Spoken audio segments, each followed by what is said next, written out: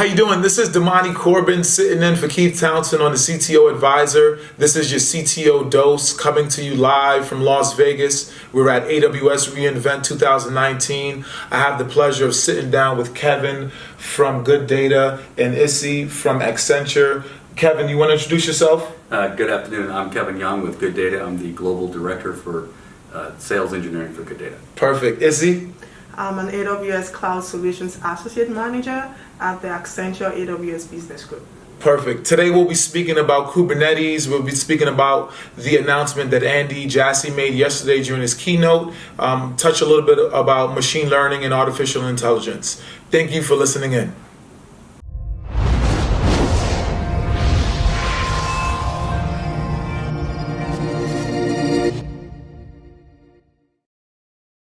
Issy, do you want to introduce yourself and kind of your role?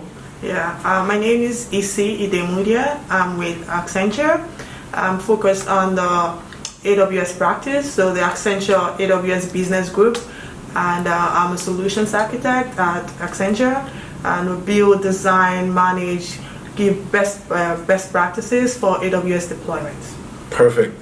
Kevin? I'm Kevin Young. I'm the Global Director for Good Data for Sales Engineering. Perfect. So we're here at Amazon AWS reInvent 2019. Want to try to just get your take on Andy Jassy's keynote yesterday. What was anything that excited you? What any things that you excited to bring back to your customers? Yeah, I think overall it was great. I mean, 3 hours of different, features and services, but what really was exciting for me was the machine learning part of things, and it was especially SageMaker. I've watched SageMaker the last few years, and I've seen how the product has evolved. And yeah, right now for SageMaker, we have an IDE called the SageMaker Studio, where developers can build their machine learning models from start to finish, and especially the Kubernetes part of things. Now there's a SageMaker operator that runs on Kubernetes, so it's fantastic to see how the product has matured. I'm very excited about the Kubernetes aspect of it, and we're going to double click on that in a little bit. Kevin, what are you excited about in this conference? I think it's been a lot of interesting conversations with customers and prospects who are all looking to move to the cloud, especially multi-cloud environments, and how to deploy that. And how best to partner and deliver analytics to their customers in those multi-cloud environments. Absolutely. So you're obviously speaking with a lot of customers. You're running the solution architect, the pre-sales engineering for your organization.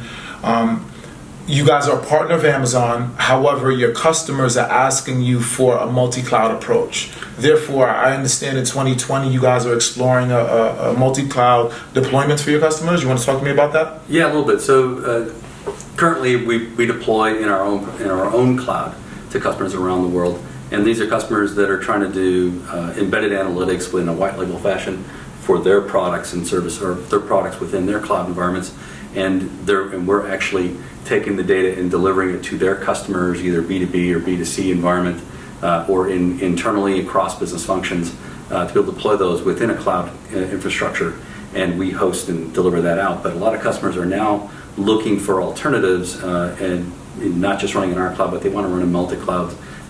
For example, customers that don't want to run in Amazon, they want to get vendor locked in, so they're looking to also deploy in Google or Azure. Okay. But they're asking us, looking for, it's great that you can host and manage this for us, but we want to be able to spread that around a little bit and deploy some of the analytics in other environments. So in 2020, part of our roadmap is to be able to deploy in multi-cloud environments. Got it. Talk to me a little bit about SageMaker. I'm excited about SageMaker because there's this growing understanding of MLOps in the industry, and there's making a push of MLOps. I don't want you to get into MLOps. What I want to get is your take on SageMaker, specifically developers not caring about Kubernetes, however, how it enables operations to take those workloads to Kubernetes. All right. So pretty much before this new invention, we had to do development on one environment and then do your modeling on another environment. But with this, the IDE, that's the SageMaker Studio, you're now able to do everything in one place. So it's like a one-stop shop, for building your model, training the model, deploying, and then also monitoring right in one environment. So which is something I really think is great, and it's going to take production, it's going to reduce the time to production. Got it. So talk to me a little bit about, are you working with developers or are you working with operations? Both. Yeah, so because I work with multiple clients, some clients, some projects is just with the developers, some other projects with the operations, some projects is both. So it depends. Got it. So Keith's audience primarily is CTOs, high level. They want to get an understanding. If you want to break down machine learning, AI to a CTO, a CIO, how would you simplify that? So we're amplifying what a human can do, and that's teaching a machine to amplify what a human can do. That's in the simplest form. Run that back for me one more time. Teaching a machine to amplify the task that a human being can do. Got it. Understood.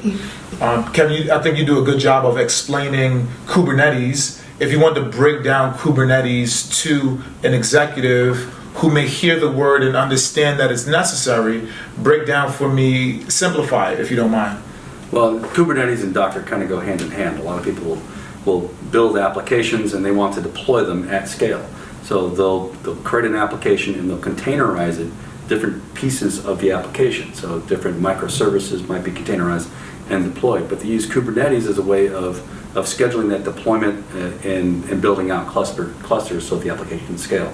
So you can develop automated pipelines to automatically detect when you've reached a certain threshold on usage, and then automatically scale that cluster. And that takes place within Kubernetes. Okay. Now, if you just could kind of give us a snapshot as to how Good Data is utilizing Kubernetes. Yeah, so Good Data is a cloud-native application and it's deployed worldwide.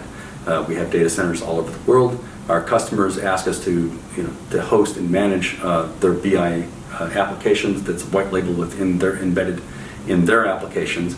And so what we do is that every week we come out with new patches and maintenance enhancement release for the product, and those are rolled out on a weekly basis. And so we containerize those and just schedule those to be deployed using Kubernetes, and then that scales within our ecosystem. So however many instances we have within our ecosystem, and then because the deployment occurs in a service environment, so we manage that through Kubernetes.